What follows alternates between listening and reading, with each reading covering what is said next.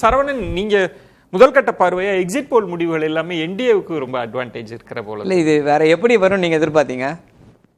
இல்லை, இது வந்து ஜேடியு மகா கட்பந்தனுக்கு வந்து ஆதரவாக எக்ஸிட் போல் யாராவது போட்ட முடியுமா? போட்டால் அதை ஊடகங்கள் வந்து வெளியில் விடுமா? இல்லை, என்ன எப்படி இது நியாயம்? என்டிடிவியை யார் கண்ட்ரோல் பண்ணுறா? நியூஸ் 18 யார் கண்ட்ரோல் பண்ணுறா? இந்தியா டுடே குழுமம் யாருடைய கட்டுப்பாட்டில் இருக்கு? உண்மைக்கு மாறா போடுறாங்களா? இதில் அப்படி தானே ஆச்சு. அழுதார்ல அவரு, கண்ணீர் விட்டு அழுதாரே ஒருத்தர். மறந்துட்டீங்களா? அதை அவர் பேர் என்ன? சஞ்சய் குப்தாவா? சஞ்சய் குப்தா. எக்ஸிட் போல்ல நான் ஒரு சாக்கோ பார் அந்த மாதிரியா? இல்ல, அது டீவியேட் ஆக வேண்டாம் ப்ளீஸ். இல்ல, என்னது அது என்ன சொன்னாங்களே, சார்சோ பார் சாக்கோ பார் அப்படின்னாங்க. என்னாச்சு? 240 மைனாரிட்டி கவர்மெண்ட், பிஜேபி கவர்மெண்ட். அழுதார்ல, என்னை மன்னிச்சிடுங்க, நான் வந்து இப்படி வந்து தப்பா பேசிட்டேன் அப்படின்னு சொல்லி. அதே தான் இப்போ அடுத்து யார் ஆழ போறான்னு தெரியல இந்த எக்ஸிட் போலின் அடிப்படையில். சரவணன், எல்லாருமே ஒரே தொனியில கிட்டத்தட்ட 140ன்ற அளவுக்கு என்டிஏவுக்கு தர்றது. இப்போ மத்தவங்க 80ன்றது அது.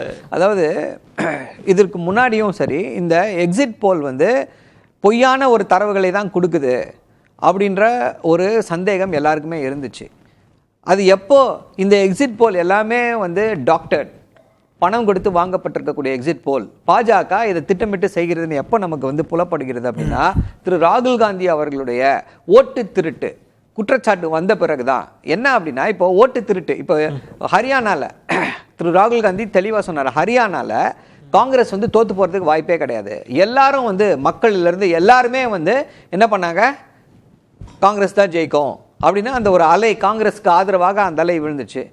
இவங்க எக்ஸிட் போல என்ன பண்ணுறாங்க, இப்போ இந்த மாதிரி ஒரு சுச்சுவேஷனில் என்ன பண்ணுறாங்க அப்படின்னா, எக்ஸிட் போல பாஜக வெற்றி பெறும் அப்படின்னு சொல்லி போடுவாங்க. ஸோ மக்கள் மத்தியில் ஒரு சந்தேகம் இது எக்ஸிட் போலில் சொல்லியிருக்காங்க சார் வின் பண்ணிட்டோம். ஸோ வின் பண்ணும்பொழுது ஆமாம் சார் எக்ஸிட் போல்லே சொல்லிட்டாங்க சார், ஒருவேளை நம்மளுடைய கணிப்பு சரியோ, இதுதான் சார், இதுதான் 2019 இதைத்தான் பாஜக செய்து கொண்டு வருகிறது. சரவணன், இப்போ நீங்க வைக்கிறதுல ஒன்று எக்ஸிட் போல் வந்து தப்பா சொல்றாங்க, வேண்டுமென்றே தப்பா இல்ல, வேண்டுமென்றே எப்படி சொல்றேன்? சரி, இப்ப உங்கள் வாதத்தின்படி வச்சா இது தப்பா சொல்றாங்க, ஃப்ராட். ஆனா களத்துல ரிசல்ட் மாறும்ன்றது ஒண்ணு இல்ல, அவங்க ஏதோ தப்பு பண்ணி இருக்காங்க, அதுக்கான கண்டிஷனிங்கா எக்ஸிட் போல பயன்படுது. நீங்க எந்த கருத்துக்கு வரீங்க? கண்டிஷனிங், அதுக்கான கண்டிஷனிங் தான் எக்ஸிட் போல். அப்ப தவறு நடந்திருக்கு கண்டிப்பா.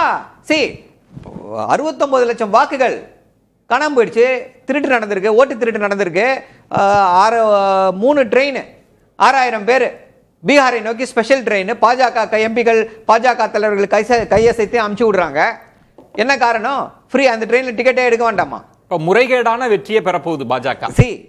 இதையும் தாண்டி, இதையும் ஜனநாயகத்தின் மேல நம்பிக்கை இருக்கு, இதையும் தாண்டி மக்கள் வந்து ஒரு மிகப்பெரிய வெற்றியை வந்து கொடுப்பார்கள் என்ற நம்பிக்கை வந்து இருக்கு. அதுதான் ஜனநாயகத்துடைய ஒரு நம்பிக்கை, கடைசி நம்பிக்கை என்று சொல்கிறோம். என்ன நடந்தாலும், இவர்கள் என்ன திருட்டுத்தனத்தை செய்தாலும், மோடி வந்து இன்னைக்கு பிரதமராக இருக்கார் அப்படின்னா ஓட்டு திருட்டு நடத்தினால மட்டும்தான் பிரதமராக இருக்கிறார் அப்படின்றத தெளிவாக ராகுல் காந்தி புட்டு எல்லா இடத்துலயும் வச்சுக்கிட்டே வர. நம்ம முதல் கட்ட கருத்து வாங்கிட்டு வந்துடுறேன். முதல் கட்ட கருத்து 10 செகண்ட்ல மட்டும் சொல்லிடுறேன். ஏன்னா கருநாகராஜ் அவர் பாத்தியப்பட்டவர், அவர்கிட்ட கேட்டு இல்ல 10 செகண்ட் தான் அண்ணா ஒத்துப்பாருன்னு நினைக்கிறேன். ஒரு 10 செகண்ட் தான் அவர் ஒத்துக்கிட்டாருன்னா உங்களுக்கு தரேன்.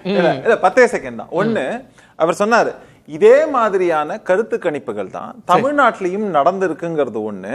கருத்து கணிப்புல திமுகவுக்கு ஆதரவா அன்னைக்கு சொல்லும் போது அப்போ என்ன சொன்னாங்க, அப்போ அதை மட்டும் ஒத்துக்கொண்டார்கள், இது ஒத்துக்கலங்கிறது ஒண்ணு. ரெண்டாவது விஷயம், நான் வந்து ஒரு நியூட்ரல் பர்சனா நான் என்ன பண்ணேன், கடந்த அது உங்களோட வியூ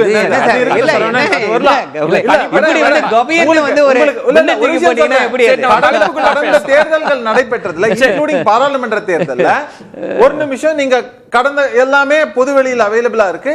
நான் என்ன கருத்தை வச்சிருக்கேங்கிறத நீங்க போய் பாருங்க. மெஜாரிட்டி வந்து தனிப்பட்ட பாஜகவுக்கு தனிப்பட்ட மெஜாரிட்டியா இல்லன்னா என்டிஏவா தான் மெஜாரிட்டி வரும்ங்கிறதையும் நான் சொல்லியிருக்கேங்கிறதையும் நீங்க தெளிவா